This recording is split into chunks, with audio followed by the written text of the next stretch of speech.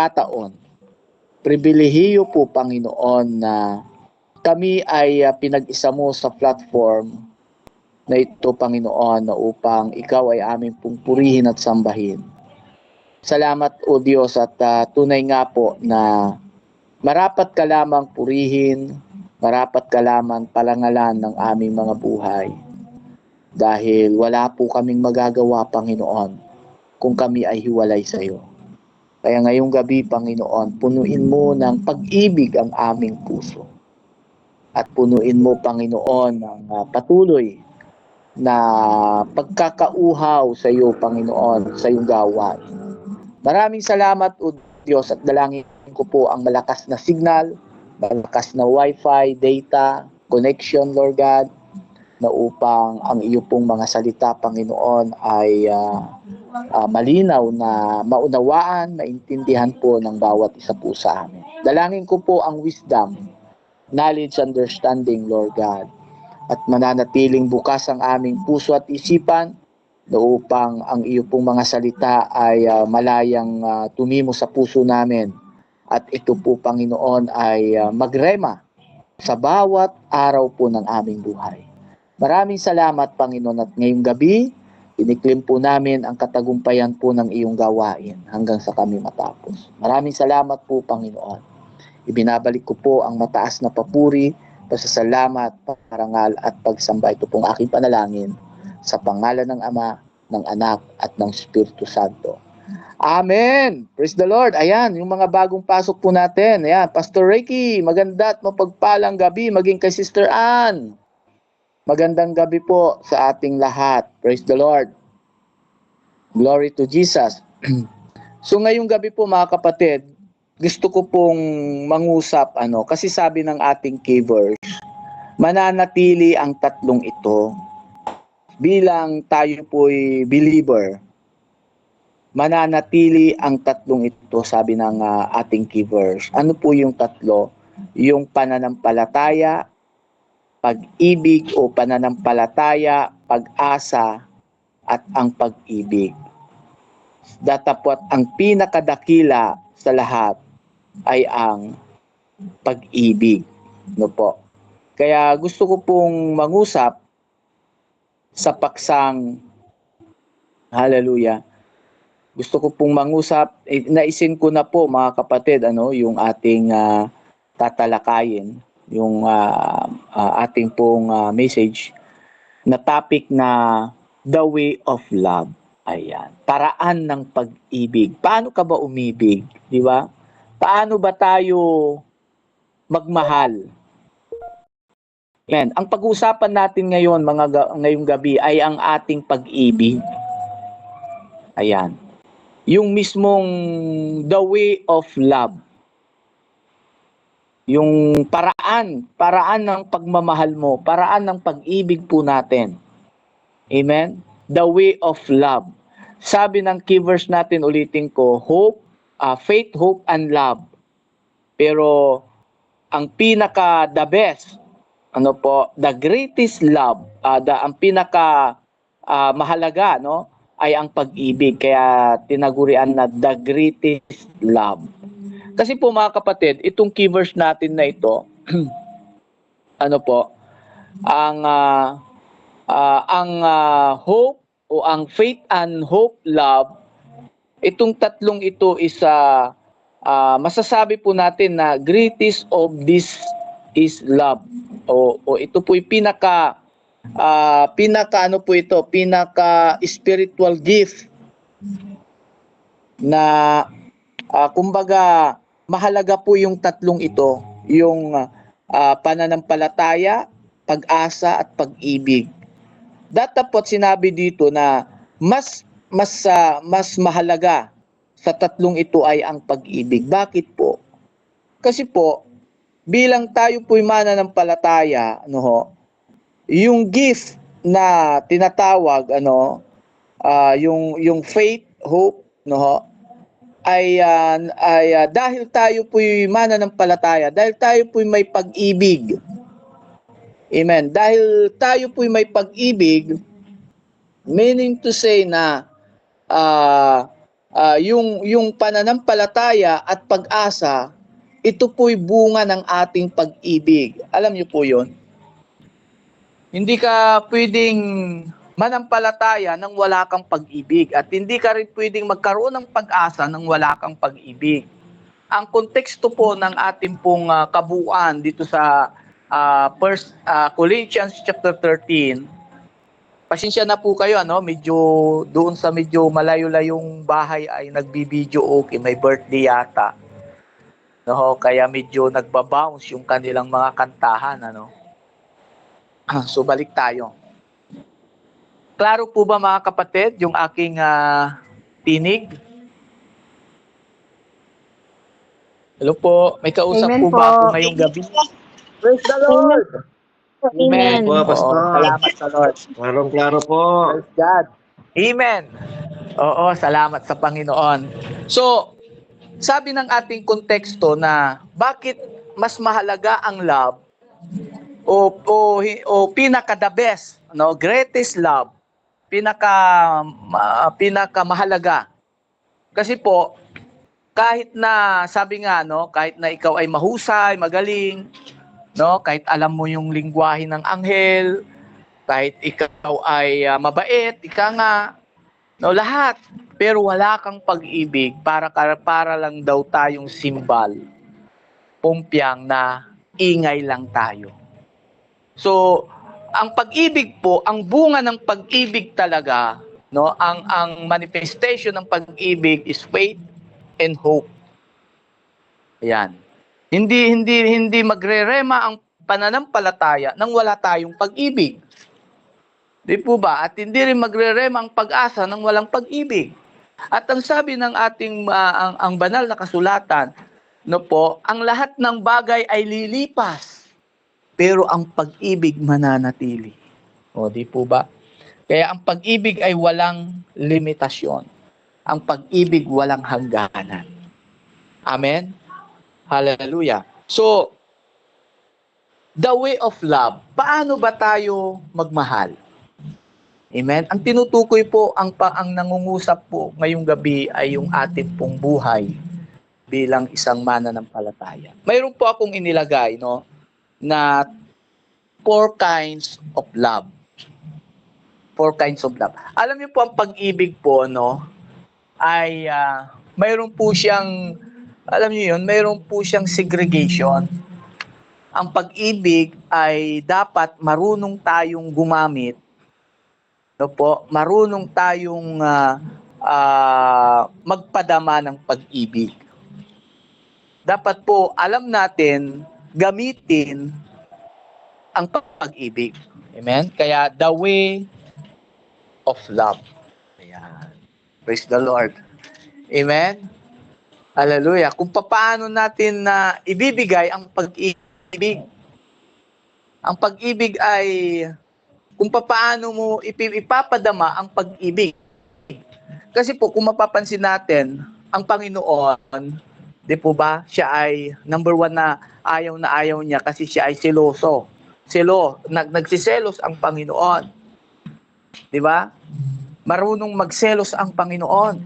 Na kapag ang pag-ibig mo ay ginamit mo sa hindi tamang paraan, nagsiselos si Lord. Di ba? Kumbaga, yung pag-ibig mo para sa Panginoon ay hindi mo ipapadama doon para sa Kanya. Di po ba? Kaya nagkakaroon ng align. Kaya ngayong gabi po, gusto ko pong magrema sa buhay natin ang pag-ibig. Paano ba tayo magmahal? Paano ba? Isipin natin, paano ba ako magmahal? O di po ba? Hallelujah. Number 1, mga kapatid. Glory to Jesus. Inilagay ko po dito yung eros love. Ayan. Eros love. Hallelujah. Ano po itong eros love, mga kapatid? Eros love is pag-ibig sa mag-asawa. Amen? Pag-ibig, yung pusong ito, parang yun, parang napana ka ni Cupido, parang pag-ibig sa asawa, mga kapatid, ano? Hallelujah. Sabi po dito, yung inilagay ko pong supporting verse, hallelujah, ay ang sabi po dito sa aklat po ng Proverbs, ayan, Proverbs 19 verse 14, na ang sabi po ng Proverbs 19:14, na ang bahay, ang ari-arian ay namamana mo sa magulang, pero ang mabait at maayos na asawa ay hindi namamana, kundi yan ay galing. Lahat ng bagay na mga material things, kung mayroon ang magulang, pwede mong manahin. Even education, kung minsan tayong mga magulang o mag-aaral kang mabuti anak, kasi yan lang ang pwede kong ipamana sa'yo. Pero yung maayos na asawa, mabait na asawa, ay hindi po namamana. Yan ay kaloob ng Diyos. Amen. Kaya dapat sa mag-asawa, ito po ay nagmamahalan.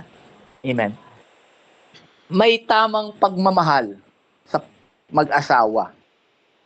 Kasi po, yung eros love, ito po ay tumutukoy sa pag-ibig sa asawa. Amen po, mag-asawa.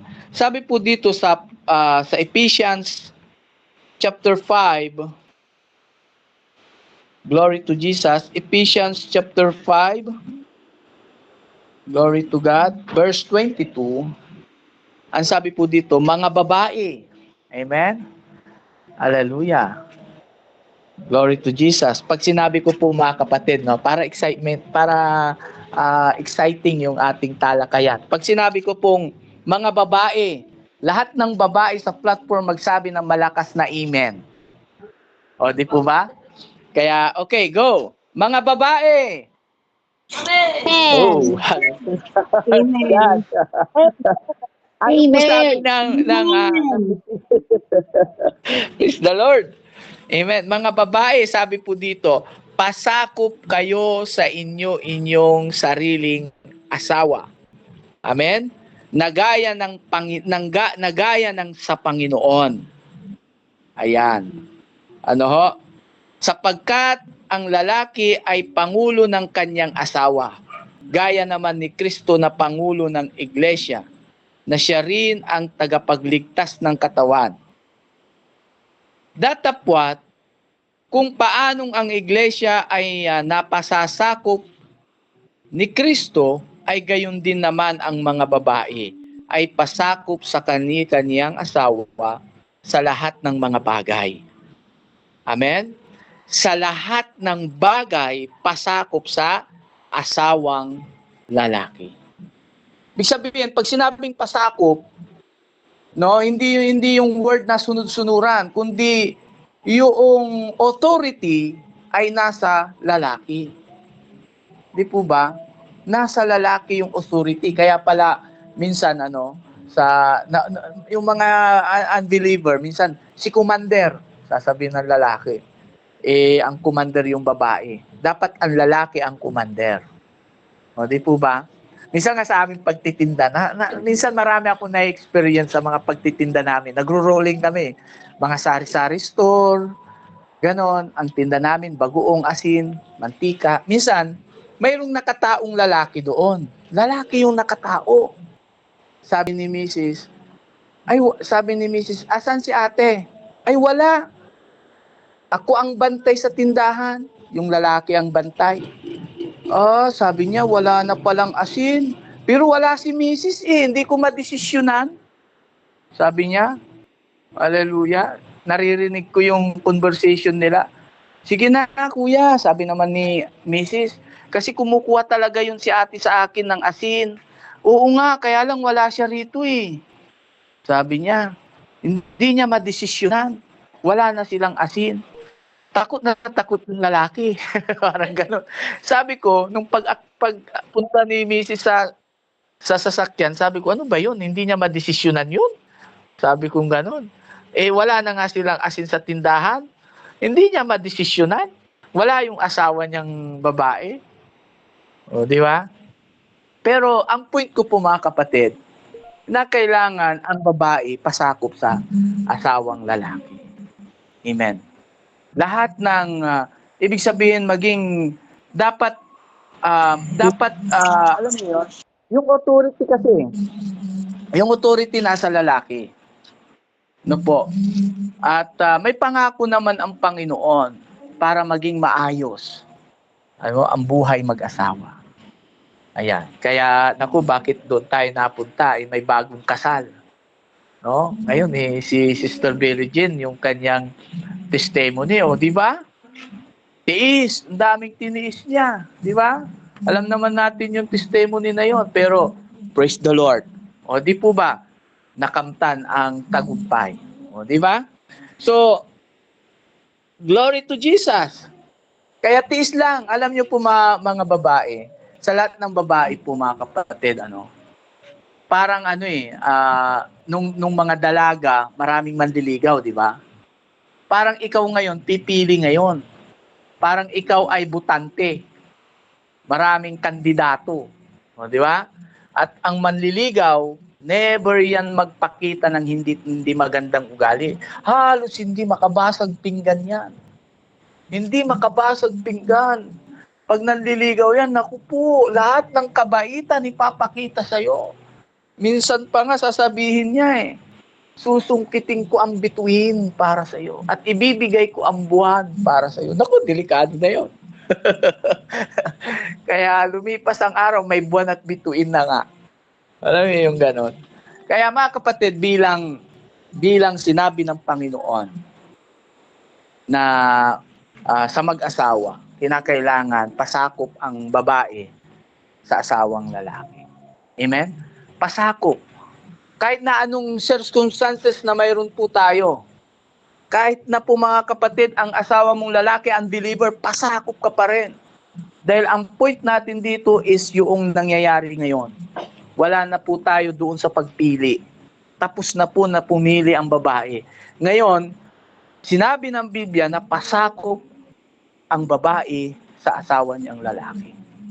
Amen? Hindi natin tinitignan yung nangyari nung isang araw, nung nakaraang taon. Yun ngayon, yung present. Amen. Hallelujah. Kaya, yun po yun. Kinakailangan pasakop ang babae sa asawang lalaki. Kasi nga po, yung genealogy ng leadership ng church is si Kristo ang ulo, then pangalawa is yung lalaki, and then ang babae.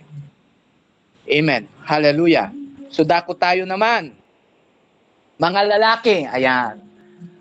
Hallelujah. Sa gabing ito, pag sinabi ko pong mga lalaki, magsabi ng malakas na amen ang mga lalaki. Okay?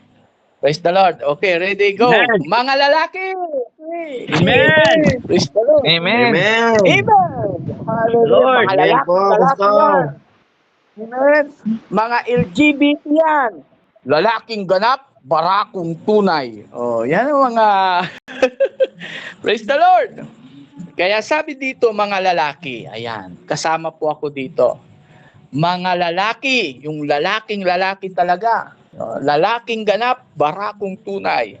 Ibigin ninyo ang inyong asawa gaya naman ni Kristo, na umiibig sa iglesia at ibinibigay ang kanyang sarili dahil sa kanya. Grabe yung pag-ibig ng lalaki, Kung ang babae pasakop, dapat accountable din tayong mga lalaki na ibigin, mahalin ang ating asawa. Dapat hindi umiiyak ang asawa natin sa galit o sa kapighatian. Kundi ibigin ang asawa gaya naman ng pag-ibig natin kay Kristo sa kanyang iglesia. Amen? Kung paano natin mahal ang church, mahal ang gawain, mahal ang Panginoon, dapat ganun din natin kamahal ang ating mga asawa. Amen po. At sabi dito, at ibinibigay ang kanyang sarili dahil sa kanya. Ayun. Amen. Kasi kapag ganito po yung konsepto, at ganito ang sinusunod po natin na sinabi ng ating Panginoon, walang bagay na mahirap, walang bagay na hindi kayang pagkasunduan ng mag-asawa. Amen po. Kaya yan po yung eros love, mga kapatid. Pag-ibig sa mag-asawa. Amen. Yung pag-ibig natin na ito ay sa asawa natin ipapadama. Amen po. Hallelujah. Kaya eros love. Kaya sabi ko nga po, the way you love. Amen? The way you love. Paano yung paraan ng pag-ibig po natin na ipapakita. And then number 2, mga kapatid, ito yung tinatawag na storge love, ano po, yung pag-ibig sa magulang o pag-ibig sa pamilya. Yan. Alam niyo po, hindi naman natin pwedeng ibigay ang pag-ibig natin sa asawa natin, sa pag-ibig natin sa magulang natin. Kasi magiging mamas boy tayo noon. Magiging hindi maganda. Nagkakaroon ng away, kagulo.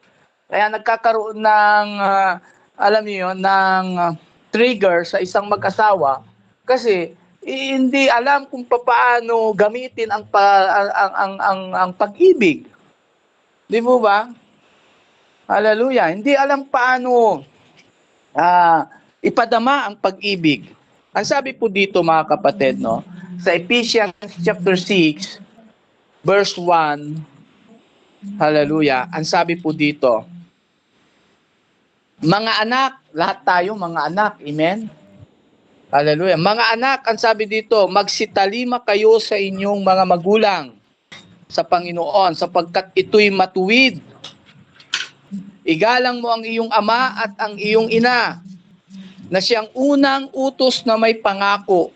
Ano po, may pangako po upang yumaon kang mabuti at ikaw ay mabuhay na malaon sa lupa. Napakalinaw po na ibigin natin, igalang natin ang ating magulang. Amen. Hallelujah. Magsitalima kayo, sabi niya, sa inyong mga magulang sa Panginoon. Amen. Alam niyo po sa mag-asawa, 'di ba? Kaya nga yung iba, kaya nga yung iba parang nabibitin, ayaw mag-asawa muna kasi siya ay breadwinner. Pag nag-asawa na, mawawala na, hindi na siya makakatulong sa magulang, mali po yun. Bakit kanyo? Kasi ang mag-asawa, isa na lang sila. Ibig sabihin, magiging dalawa kayong ngayon natutulong sa magulang. Di po ba? Ibig sabihin, kapag ang mag-asawa, nag-asawa na, dalawa na sila ngayon na magsasama, na tutulong. Amen. Sa kanilang mga magulang. Di po ba? Kaya't ang anak, hindi naman sinabi doon na may sinabi ang Bible na may sinabi doon na kapag nag-asawa, magbubukod ka sa bahay, magbubukod ka na, parang ganon. Ang mag-asawa ay bubukod. Pero, never sinabi ng Panginoon na pabayaan ang magulang. Never sinabi ng Panginoon na kalimutan mo magulang mo. Bubukod ka na. Bubukod ka lang. Di ba? Bubukod lang. Ibig sabihin po, mga kapatid, dahil isa ka na. Amen? Isa na tayong katawan. Ang asawa, ang mag-asawa, iisa na sila. Amen po? Iisa na sila. Kaya iisa sila, magkasama sila, magkatuwang sila, natutulong sa sa magulang. Mali po yung pag nag-asawa ay malilimitahan na ang pagtulong sa magulang. Never sinabi ng Panginoon na pabayaan ang ating magulang. Amen po. Hallelujah. And then sabi po dito, mga kapatid, dumako naman tayo sa atin bilang mga magulang. Ang sabi po dito, at kayong mga ama, huwag ninyong ipamungkahi sa galit ang inyong mga anak, kundi inyong turuan sila ayon sa saway at aral ng Panginoon. Bilang tayo po'y mga magulang na po, tayo po'y mga padre de pamilya. Ayan, wag nating ipamungkahi, wag nating i-motivate ang ating mga anak sa paghihiganti. No. Amen? Ano man po ang naranasan natin sa ating buhay, never tayo na mag-udyok sa ating mga anak na bahalang araw anak. Di ba? Bahalang araw aangat ka rin, maggaganti rin tayo. Never po nating sabihin yon. Amen? Yun ay paraan ng kaaway. kundi lagi natin silang i-motivate sa aral ng Panginoon. Tayo pong mga tatay, alam nyo, number 1 po tayo na tinitignan ng ating mga anak. Alam nyo po, ang number 1 ko pong rebuker, yung anak ko. Oo, yung anak ko, yung mga anak ko, yung dalawa, si Princess at si Ezekiel, laging nakatingin sa akin sila. Hallelujah. Kaya, pagka gising ko ng umaga, tinitignan na nila ako. O hindi ka pa nagpipray. Mga ganon. Kung ano yung binibitawan ko sa church, no, binabantayan nila. Hallelujah. At salamat sa Panginoon dahil pag sinabi ko, prayer meeting ngayon, alis ko naman yung panganay ko. Anak, magtulungan mo ako sa ministry. Magsanay kang maggitara, magsanay kang magtugtog para may katuwang ako sa ministry. Nagugulat din po ako. Salamat sa Panginoon. Kaya bilang tatay, kumbaga maingat ako sa mga kinikilos ko, no, na nakikita ng aking mga anak. Amen. Kasi po, tayo pong mga, lalo na tayong mga tatay, no, tinitignan tayo. Kahit the way how to talk, no, paano yung behavior natin sa loob ng bahay, tinitignan at binabantayan po tayo ng ating mga anak. At ang pinaka mahirap pong sitwasyon na yung anak natin mismo ayaw maniwala sa atin. Yung anak natin mismo hindi natin madala sa gawain ng Panginoon. Na yung anak natin mismo ay hindi natin makitaan ng suporta sa gawain ng Panginoon. Yung anak natin mismo ay hindi believe sa atin. Hindi dahil sa walang pera, hindi dahil sa mahirap ang buhay, kundi tinitignan yung behavior natin sa ating paglilingkod. Sa ating nature, no? Character. Hallelujah. Lalo na sa loob ng bahay. Amen?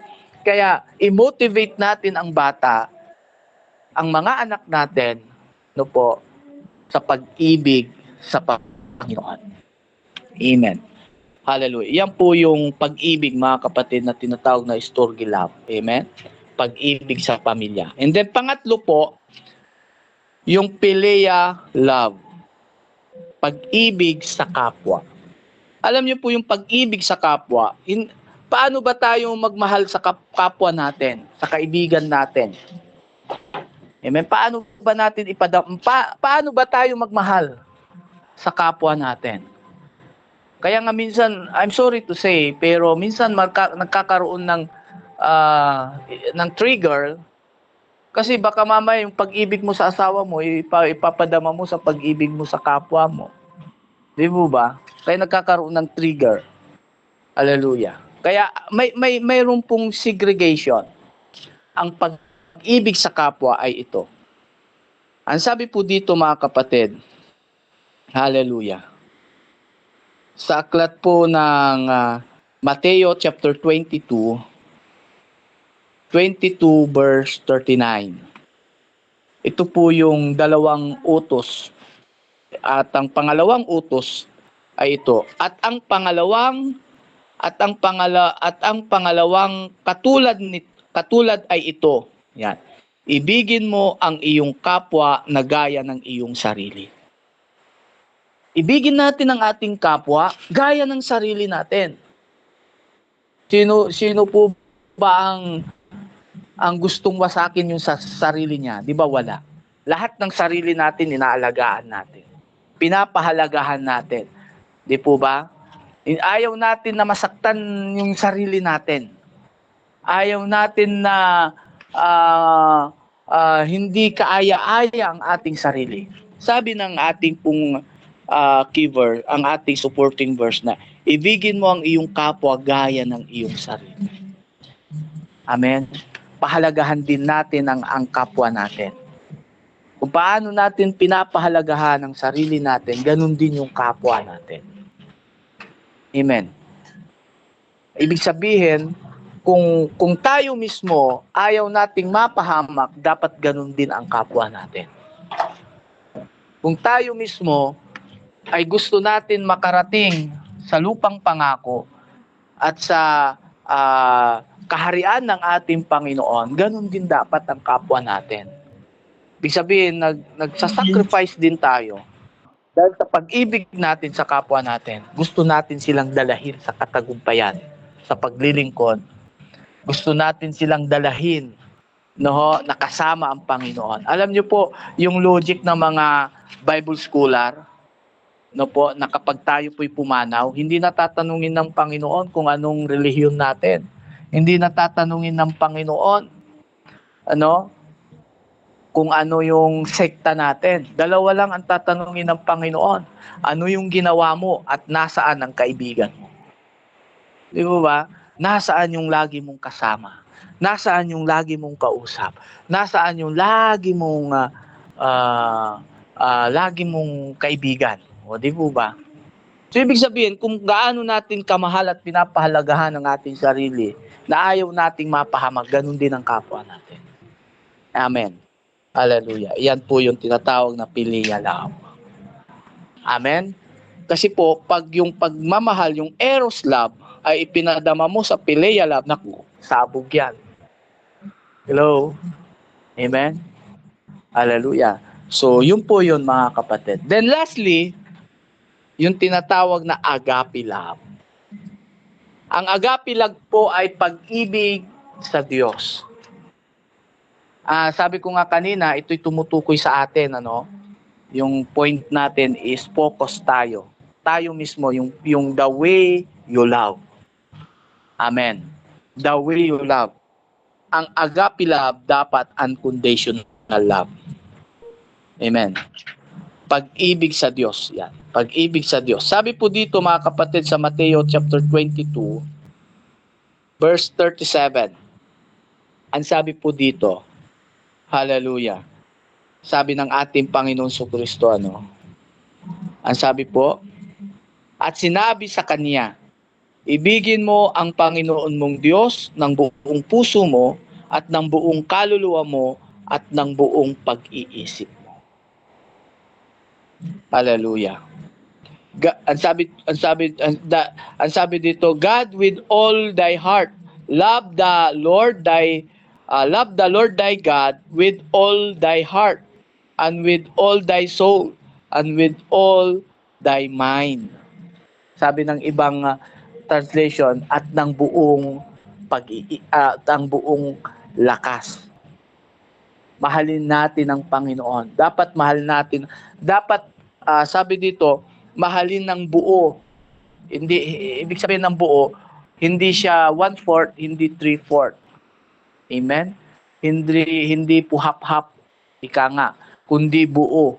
Buo nating mahalin ang ating Panginoon. Dapat walang kaagaw ang Panginoon every time na nakapokus ka sa Kanya.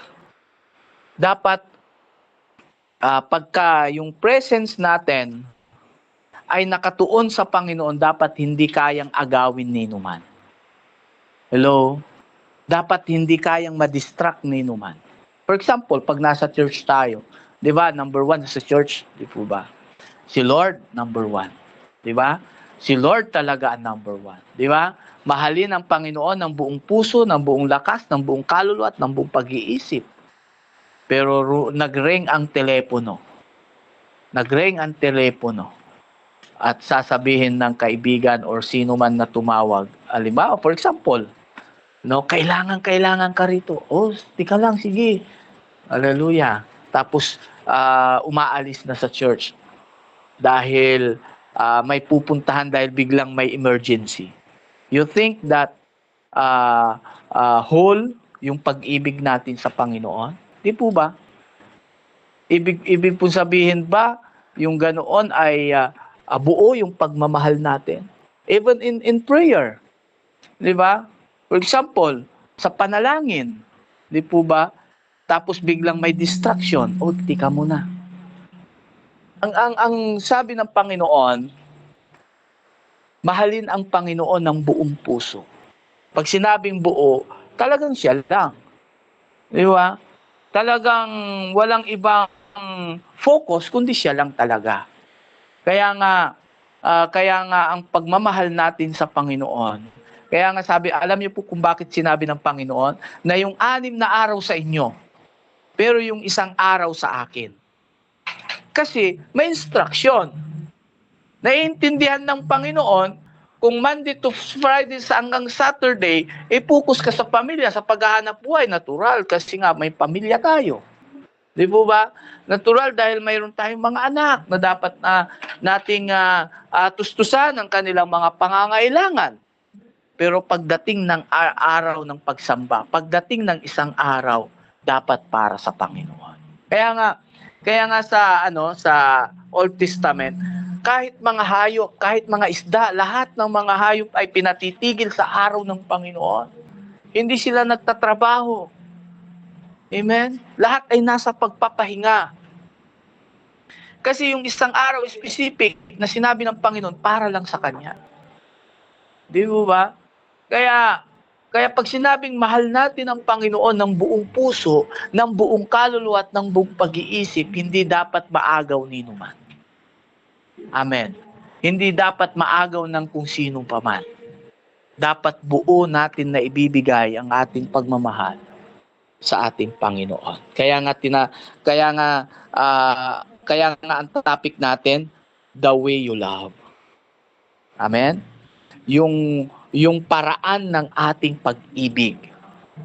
Paraan ng ating pag-ibig. Hallelujah. Mahalin ng buo ang ating Panginoon, ng buong puso, ng buong kaluluwa, ng buong pag-iisip at ng buong lakas natin. Amen? Hallelujah. So, yun po mga kapatid, ang ating application. Glory to Jesus. Ang ating application mga kapatid. Hallelujah. Glory to Jesus. Saan na yung aking application na inilagay? Hallelujah. Glory to God. Ang ating application po, yung definition ng love. Hallelujah. Definition ng love. If I give all I possess to the poor and give over my body to hardship that I may boast, but do not have love, I gain nothing. Because love is patient. Love is kind. It does not envy. It does not boast. It is not proud. It does not dishonor others. It is not self-seeking. It is not easily agreed. It keeps no record of wrongs. Love does not delight in evil, but rejoice with the truth. It always protects, always trusts, always hopes, always perseverance. Amen? Hallelujah. Lahat ng bagay lilipas, pero ang pag-ibig mananatili. Hallelujah. Yan yung definition ng love. Kaya tayo po mga kapatid, bilang mananampalataya, bilang believer, kinakailangan nating taglayin ang pagmamahal. At paano tayo magmahal? How the way you love? Amen? Hallelujah. Kinakailangan, siyempre, ang pamilya ang number 1 nating mahal. Mahal natin. Kaya nga sabi ko nga po mga kapatid, no, bakit number 1 yung pamilya? Mga kapatid, no, hallelujah, tumutukoy po sa atin ito sa pagmamahal natin. Lalo na sa ministry.